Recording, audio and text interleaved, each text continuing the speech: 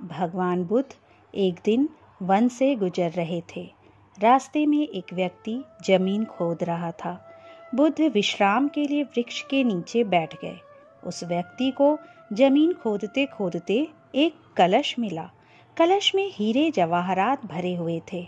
उसने सोचा, आज मेरा भाग्य जाग उठा है। उसने कलश बुद्ध के चरणों में रखा तथा कहा, आपके आशीर्वाद से ही मुझे यह अकूत दौलत प्राप्त हुई है।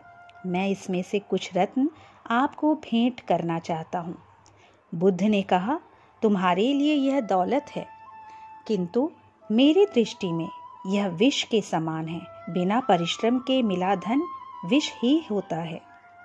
वह व्यक्ति नाराज होकर कलश लेकर चला गया।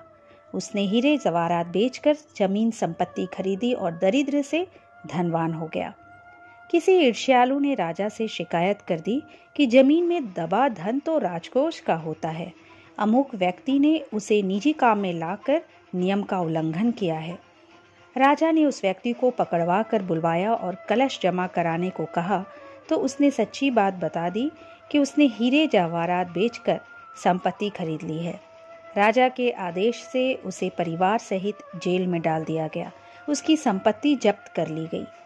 एक दिन राजा जेल के निरीक्षण के लिए गया। उस व्यक्ति से भी मिला। उसने कहा, राजन, मुझे जब वह कलश जमीन से मिला तो बुद्ध वहीं थे। उन्होंने मुझसे कहा था कि इसमें रत्न नहीं विष भरा है।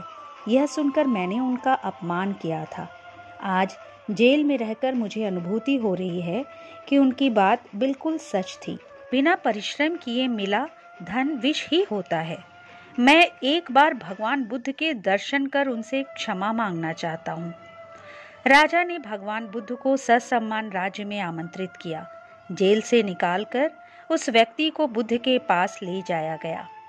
उसने उनके चरणों में बैठकर क्षमा मांगी तथा कहा, आपकी बात सत्य थी। कलश में वास्तव में विष था जिसने मुझे जेल भिजवाया। बुद्ध के आदेश से राजा ने उसे जेल से रिहा कर दिया। उसने उसी दिन से परिश्रम से प्राप्त धन से जीवन यापन शुरू कर दिया। मेहनत का फल सदैव मीठा होता है। मेहनत एक ऐसा हथियार है जिसकी सहायता से मनुष्य आलस्य रूपी दुश्मन को मारकर अपनी सफलता का मार्ग आसान बना सकता है। इस संसार में बिना मेहनत के कुछ भी नहीं प्राप्त हो सकता। दोस्तों, यदि ये वीडियो आपको पसंद आया हो तो इसे लाइक कर दीजिए। मेरे चैनल को अब तक सब्सक्राइब नहीं किए हैं तो प्लीज़ सब्सक्राइब कर लीजिए।